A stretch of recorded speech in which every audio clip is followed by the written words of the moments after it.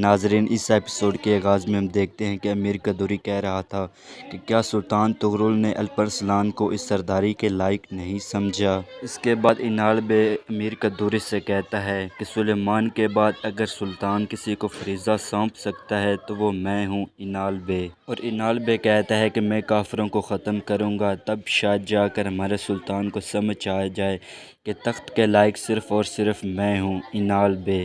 اور دوسری طرف ہم دیکھتے ہیں کہ خیمے میں الپرسلان ہوش میں آ جاتا ہے اور وہ اقچا خاتون کو دیکھ کر خوش ہو جاتا ہے، اور وہ اقچا خاتون سے کہتا ہے کہ میں کب تک ایسے کچھ کیے بغیر سوتا رہوں گا۔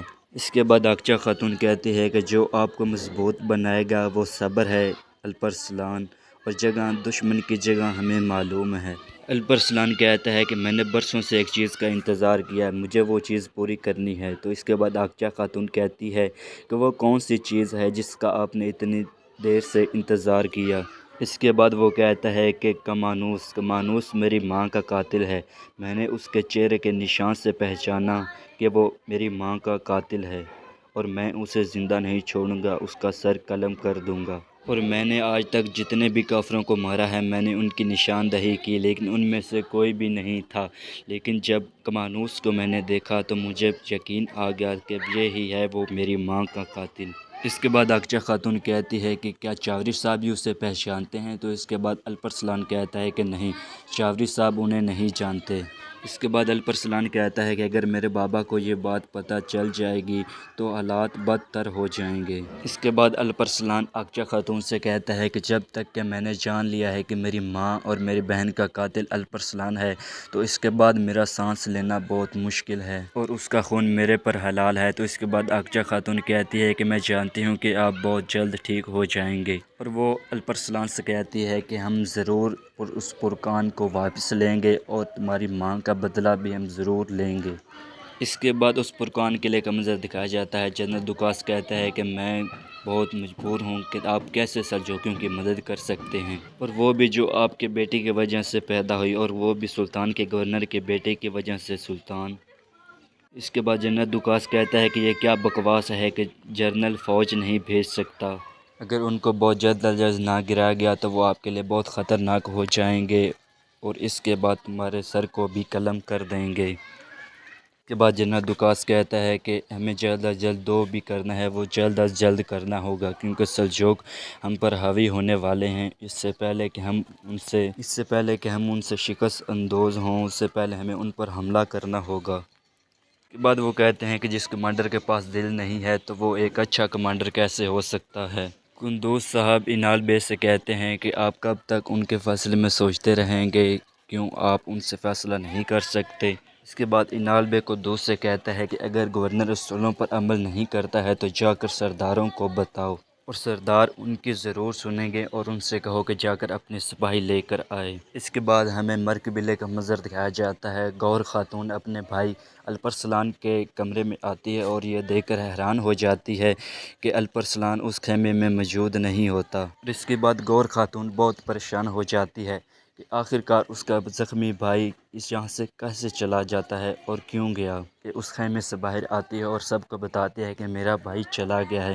تو یہ بات سننے کے بعد پورے قبیلے میں ہلچل مچ جاتی ہے، چاوری صاحب بھی یہ بات سن لیتے ہیں۔ اس کے بعد چاوری صاحب سپاہیوں پر بہت غصہ ہوتے ہیں کہ آپ کی نگرانی میں الپرسلان کیسے اور کیوں جا سکتا ہے۔ اس کے بعد چاوری صاحب اپنے سپاہیوں پر بہت غصہ ہوتے ہیں، کہتے ہیں کہ آپ کے سامنے سے، آپ کی آنکھوں سے وہ کیسے غائب ہو سکتا ہے؟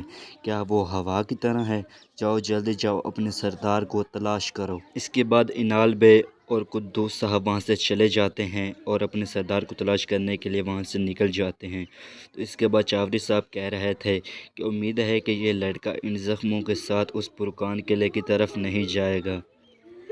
اور دوسری طرف ہمیں ایک سین دکھایا جاتا ہے جہاں پر جنگل میں الپرسلان اپنے گھوڑے پر سوار کہیں جا رہا ہوتا ہے، اور شاید وہ گورنر کے کمانوس کی طرف جا رہا تھا، اس پرکان قلعے کی طرف، لیکن وہ اس پرکان قلعے کی طرف نہیں جاتے بلکہ سلجوقی محل میں سلطان طغرل کی طرف آ جاتے ہیں۔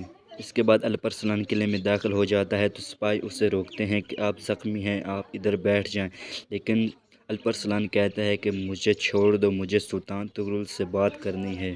اس کے بعد الپرسلان سلطان کے مرکزی خیمے کی طرف آتا ہے اور سلطان طغرل یہ دیکھ کر بہت حیران ہو جاتا ہے کہ سردار الپرسلان بہت زخمی ہیں۔ اس کے بعد سلطان طغرل سب سپاہیوں کو وہاں سے باہر جانے کی کہتا ہے تو تمام سپاہی وہاں سے باہر چلے جاتے ہیں، تو سلطان طغرل اور الپرسلان ایک طرف ہو کر بیٹھ جاتے ہیں۔ اس کے بعد الپرسلان سے سلطان طغرل پوچھتے ہیں کہ بتاؤ بیٹا کیا مسئلہ ہے، تو اس کے بعد سلطان الپرسلان کہتا ہے کہ مجھے ان فوج کی قیادت کرنی ہے سلطان۔ تو اس کے بعد سلطان طغرل کہتا ہے کہ یہ کیا مسئلہ ہے، میں سلطان سلیمان سے یہ سرداری لے کر آپ کو کیوں دوں گا۔ اس کے بعد الپرسلان کہتا ہے کہ کمانوس کی زندگی سلیمان کے لیے حلال نہیں ہے، وہ کمانوس جو ہمارے سامنے ہے اس نے میرے آنکھوں کے سامنے میری ماں اور میری بہن کو قتل کر دیا تھا اور مار ڈالا تھا۔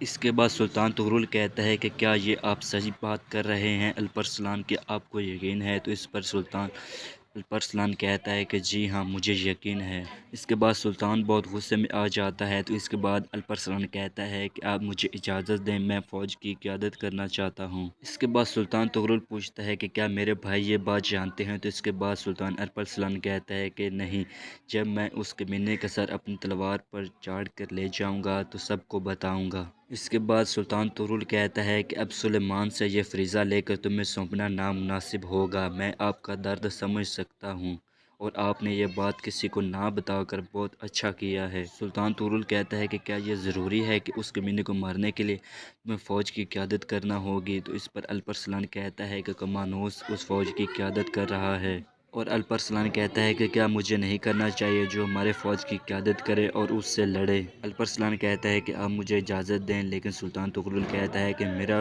فیصلہ حتمی ہے بھتیجے۔ اس کے بعد سلطان طغرل کہتا ہے کہ سب سے پہلے تم یہاں سے باہر جاؤ گے اور طبیب کے پاس جاؤ گے، اور اس کے بعد ٹھیک ہونے کے بعد فوج کے شامل ہو جاؤ گے۔ اس کے بعد سلطان طغرل کہتا ہے کہ اپنے غصے کو قابو رکھو اور اپنے بھائیوں اور اپنی فوج کا ساتھ دو۔